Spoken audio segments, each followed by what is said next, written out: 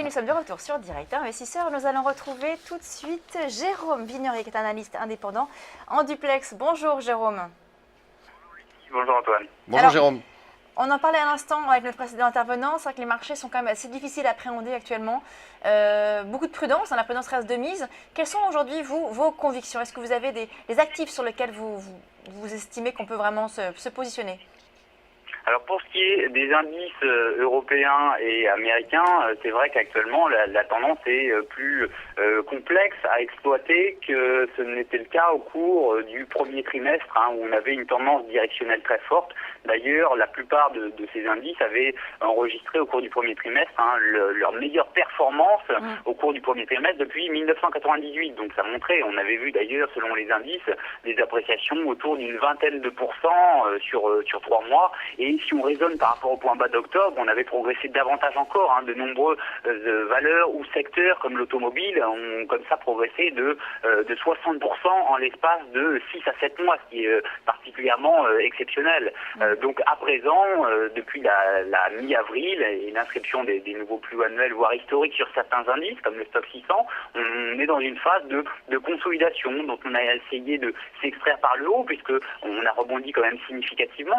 La semaine dernière, on avait bondi de 3% sur le CAC 40. Cette semaine, c'est un petit peu plus compliqué. Donc c'est vrai que sur les indices, actuellement, ce n'est pas forcément là qu'on peut exploiter dans une optique swing trading sur plusieurs semaines les meilleurs mouvements. En revanche, au sein même de ces indices, que ce soit aux États-Unis ou en Europe, on a toujours des dynamiques qui sont toujours actives.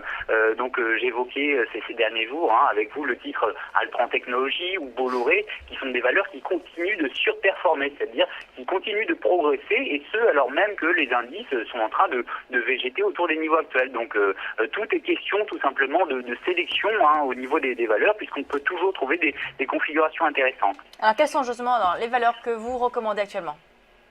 Alors, il y a un titre sur lequel je suis particulièrement attentif en ce moment. Alors, bien sûr, comme la dynamique globale sur les indices n'est plus aussi directionnelle qu'au premier trimestre, on a beaucoup moins de signaux, mais on peut trouver quand même quelques valeurs compte tenu de l'étendue des actifs qui existent côté en bourse. On a plusieurs centaines de valeurs disponibles sur Euronext. Donc, la valeur qui retient mon attention et que j'avais déjà évoquée avec vous il y a quelques semaines, c'est Veolia. Donc, c'est une petite capitalisation puisqu'on cote, on est valorisé 130 millions d'euros. Ouais. Mais ce qui est intéressant, c'est que c'est vraiment une valeur recovery. Après de longues années de dynamique baissière, on s'est vraiment retourné fin 2014, après un plus bas dans la zone des 0,50 €. On a une belle phase d'impulsion significative, puisqu'on s'est apprécié de 60% en l'espace des 6 derniers mois. Et depuis, on consolide. Donc on voit que la forme de cette consolidation apparaît après un mouvement impulsif et de gros volumes. On commence à avoir une réduction de la volatilité. C'est pour ça qu'on peut mettre en avant une figure de consolidation triangulaire. Et l'issue devrait être haussière et on devrait en sortir incessamment sous peu.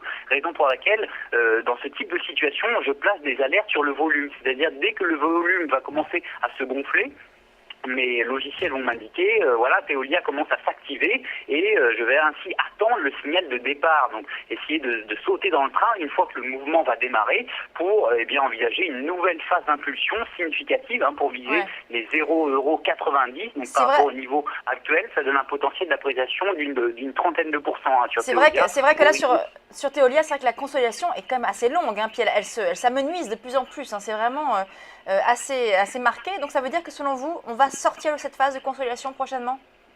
Oui, justement, c'est assez caractéristique du point de vue de l'analyse graphique. Quand on a une belle phase d'impulsion avec du volume et que derrière on a une phase de consolidation, donc les phases de consolidation, il y a différentes figures. Le triangle est une d'entre elles. On a parfois des biseaux, on a parfois des drapeaux. Bon, ici, une consolidation à plat après une phase d'impulsion, on a des probabilités très fortes, de l'ordre de 75%, que l'on en sort par le haut et qu'on a un mouvement dans les mêmes proportions que le mouvement mouvement précédent à cette phase de consolidation, hein, donc le mouvement d'appréciation de fin 2014, début 2015. Donc c'est la raison pour laquelle, courant de l'été, on peut viser les 0,90 €, hein, donc quand on code 0,70, vous voyez qu'on est entre 25 à 30% de potentiel d'appréciation, et ce avec un risque vraiment limité, hein, puisque si on attend le signal de départ, on va être pris dans le mouvement, donc on peut avoir un stop de 5 à 7%, donc vous voyez que le potentiel de gain par rapport au potentiel de perte est clairement en notre faveur. Est-ce que vous avez un autre actif ou une autre valeur que vous pourriez nous recommander ce matin? Alors, pour ce qui est des autres valeurs que je trouve encore intéressantes, on a toujours Altron et Bolloré, mais c'est vrai que la valeur qui a le plus retenu mon attention ces derniers jours et sur laquelle je vais vraiment concentrer mon attention, c'est clairement Veolia. Alors, plus petite valeur encore, on a également Holocim, mais là on est vraiment en micro-cap, on est à moins de 10 millions d'euros. C'est une valeur qui a... C'est ça? Holocim, effectivement, AL, en termes de mnémonique, qui a suivi un peu le même type de configuration graphique, hein, un mouvement aussi extrêmement important. On est passé de 10 centimes à 35 centimes en novembre 2014, avec des volumes extrêmement importants.